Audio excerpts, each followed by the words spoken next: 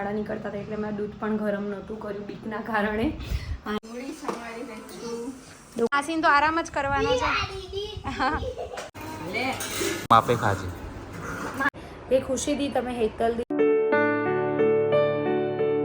Welcome back to my new vlog. કેમ છો બધા? હોપ કે તમે બધા મજામાં છો. હું પણ મજામાં છું. અને અત્યારે વાગી ગયા છે 1:15. જસ્ટ અત્યારે હું થઈ ગઈ છું ફ્રી અને આજે રસોઈ નથી કરી બિકોઝ અમારા ગેસમાં કંઈક પ્રોબ્લેમ થઈ ગયો હતો. અત્યારે મેં તો દૂધ ગરમ કર્યું છે બિકોઝ સવારે 7:30નું આવ્યું હતું પણ ગેસમાં કંઈક પ્રોબ્લેમ થઈ ગઈ હતી, રૂવાડા નીકળતા હતા એટલે મેં દૂધ પણ ગરમ નહોતું કર્યું બીકના કારણે. અને અત્યારે રૂમ આપણો થઈ ગયો છે ક્લીન, બટ આ બધું નીકળશે અને નિશીએ વેરવિખેર કરી નાખ્યું. સોફામાં બી એવું જ કર્યું છે. ઓશિકા જુઓ કેવા મસ્ત ગોઠવેલા હતા, બધા વીખી નાખ્યા છે. ફરી હું કરી લઈશ. તો મેં વિચાર્યું કે અત્યારે બ્લોગ સ્ટાર્ટ કરી દો, બાકી પછી લેટ થઈ જશે. ને આજે છે સન્ડે, તો તમે તમારો સન્ડે કેવી રીતે એન્જોય કરો છો? મેં તો શરૂઆત કરી છે ઝઘડાથી બિકોઝ મારે ને નિકેશને બોલવાનું થઈ ગયું. નિકેશ બહુ જ થઈ જાય છે. થોડી ઘણી મિસ્ટેક થાય છે, તમે લોકો સમજી જજો બિકોઝ ફૂલ ડે આવું જ નામ આવે ને એટલા માટે. તો અત્યારે નિકેશ ગયા છે મારા માટે ખમણ કેવું કંઈક લેવા માટે, તો લઈને આવે પછી આપણે કન્ટિન્યુ કરીશું. સરસ મજાના ખમણ આવી ગયા છે. શું કેવું નિકેશ? કેવી રહી મોર્નિંગ? વાત જ ના સવારમાં અમાર બેનો ફાઇટિંગ થઈ ગઈ મસ્ત. ફાઇટિંગ એટલે જોરદાર વાળી રોતડા રોવા બેઈ ગયા ખબર? રોતડા રોવા એટલે ચાલો કઈ વાત નહીં કરું, હું પહેલાં ખાઈ લઉં ફટાફટ.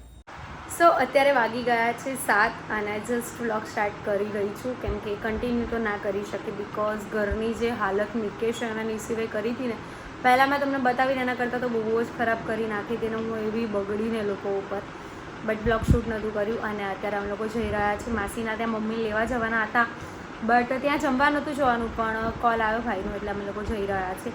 અને ત્યાં બનાવી છે ભાભીએ પાણીપુરી, તો આપણે જઈશું ત્યાં ખાઈશું પાણીપુરી. અને ઓય આ ઘરની શું હાલત કરી નાખી હતી હમણાં? હા બહુ હવા છે. નિકેશ ઘરે નહીં રહેતા. આટલા માટે ઘરે ના રહેવાનું હોય, ઘર બગાડવા માટે. આના કરતાં મને આ જેવું થયું, આના કરતાં સન્ડે ના રહે યાર. સન્ડે ફંડે હોય તો ફન તો જોઈએ ને બકા. અમારે શું કરવાનું? અમારે ફોન ક્યાં લેવા જવું બોલો? આપણે જઈશું ને ક્યાંક આવતા મહિને ફરવા લઈ જશે મને નિકેશ આવતા મહિને. બાઈક જઈશું. Bike okay. સો જોઈએ છે બોલે કે લઈ લેતા શટ અપ. તો કંઈ નહીં, અમે લોકો જઈશું અત્યારે માસીના ત્યાં. તો ચાલો જઈએ, બધાને મળાવું તમને.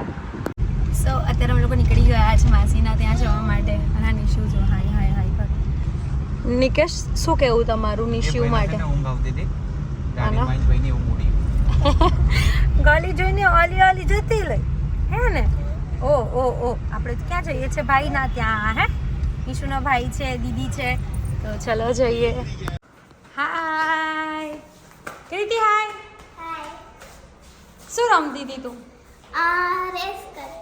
રેસ કરતી હતી. લો શરીર ઉતરી જશે. રેસ બહુ ના કરાય. હે કીર્તિ?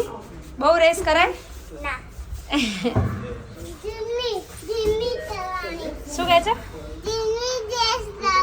ધીમી રેસ કરવાની. જો હે એ તો શું બોલે મને તો ખબર જ નહીં પડતી.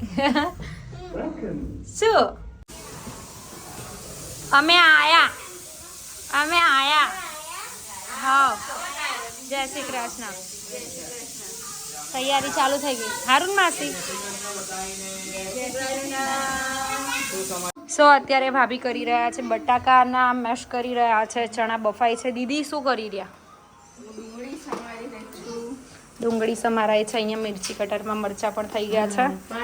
અને બહાર બધા આરામ કરે છે. કોણ આરામ કરે છે? એક તો પહેલાં બચ્ચા પાર્ટી આરામ કરે છે. માસીને તો આરામ જ કરવાનો છે.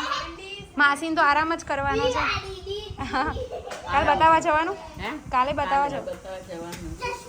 અને તમારે આજો અહીંયા જો ગેમ રમે છે. આખો દિવસ ગેમ ના હોય. શું કરવાનું? કંઈ કરવાનું નહીં, ચલાયા કરવાનું. તો કંઈ નહીં, આપણે રસોડામાં થોડું ઘણું કામ કરીશું. આમ તો આરામમાં છું બટ પણ. અને અહીંયા આગળ બટેકાની વેફર કરી છે, બધી સુકાઈ ગઈ છે અત્યારે સરસ મજાની. અને માસા કરશે વજીવા બધી.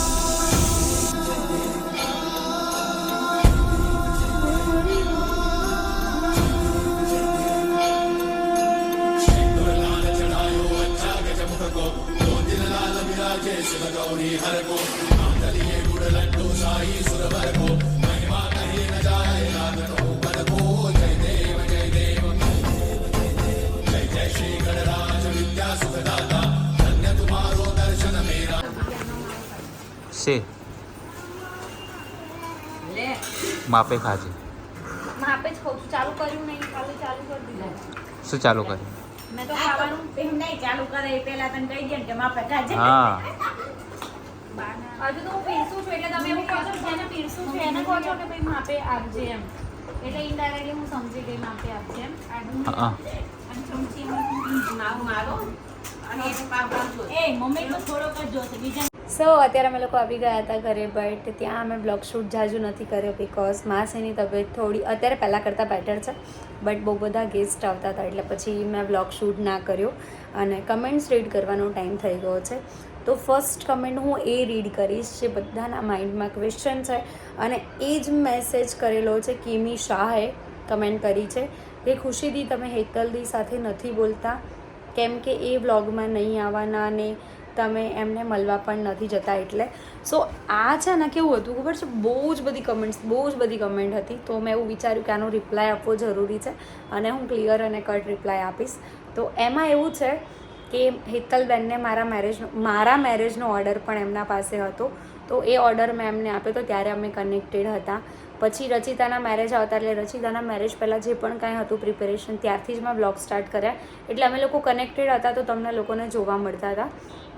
રચિતાના મેરેજ પછી મારા ઘરમાં સેકન્ડ ફંક્શન આવી રહ્યું હતું નિશુના બર્થડેનું, તો રચિતાના મેરેજમાં અને નિશુના બર્થડે વખતે પણ ડીજેનો અને મતલબ જે રેડી થવાનો ઓર્ડર હતો એમને જ હતો, એટલે પછી અમે લોકો મળતા હતા. બટ અત્યારે એવું કંઈ ફંક્શન આવતું નથી કે જેના લીધે અમે અત્યારે કનેક્ટેડ રહીએ. હા, વાત થાય છે, એવું નથી કે વાત નથી થતી, એટલે હું બધાના માઇન્ડમાં એ વસ્તુ જે પણ કાંઈ છે એ અત્યારે હું ક્લિયર કરી રહી છું, કેમ કે આ ખુલાસો કરવો જરૂરી હતો. બહુ જ બધાના માઇન્ડમાં બહુ બધા ક્વેશ્ચન હતા, બહુ બધા શક હતા, શું હશે.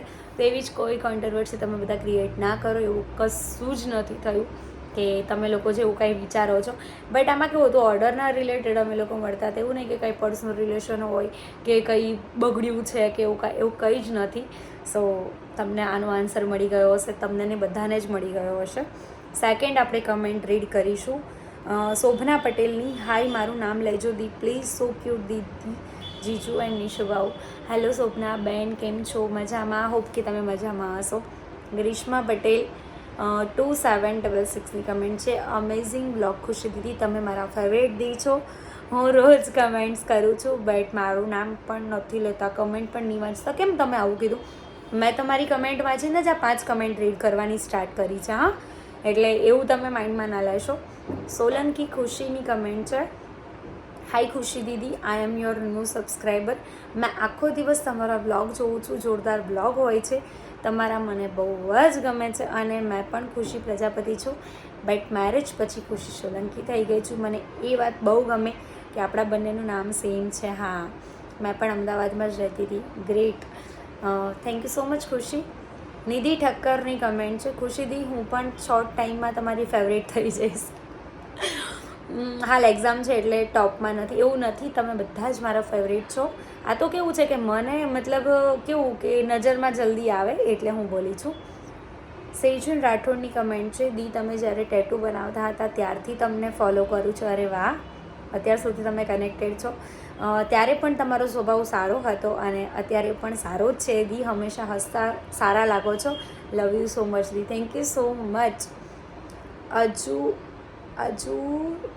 એક મિનિટ, હા, અજુરાજ બારોટની કમેન્ટ છે, દી હું રોજ તમારા બ્લોગ જોઉં છું અને તમને સપોર્ટ કરું છું દી, અમને એકવાર મળજો. હો દી, પાક્કું મળીશું, પાક્કું. હું તો એવું વિચારું જ છું કે આપણે કોઈ મીટઅપ સેટ કરીએ, બટ તમને બધાને ખ્યાલ છે કે હમણાં થોડી હોસ્પિટલની દોડાદોડ છે, એના લીધે હું કંઈ સેટ નથી કરી શકતી.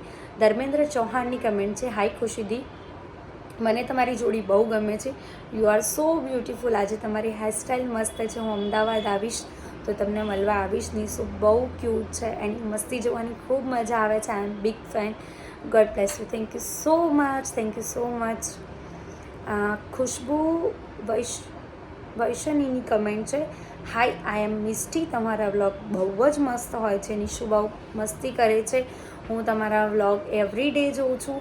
નિશુ ક્યુટ છે, તમને એન્ડ તમારી ફેમિલીને કોઈની નજર ન લાગે. Thank you so much.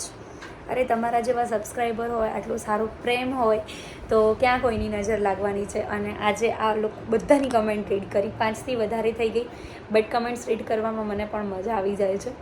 તો આજના બ્લોગમાં આટલું જ હતું. બ્લોગ સારો લાગ્યો હોય તો લાઇક, કમેન્ટ અને શેર કરવાનું ભૂલતા નહીં. અને ચેનલમાં તો જો તમે નવા હોય તો જલ્દી સબસ્ક્રાઈબ કરી દેજો. મળીએ એક આવા નવા બ્લોગ સાથે. ત્યાં સુધી હરે કૃષ્ણ.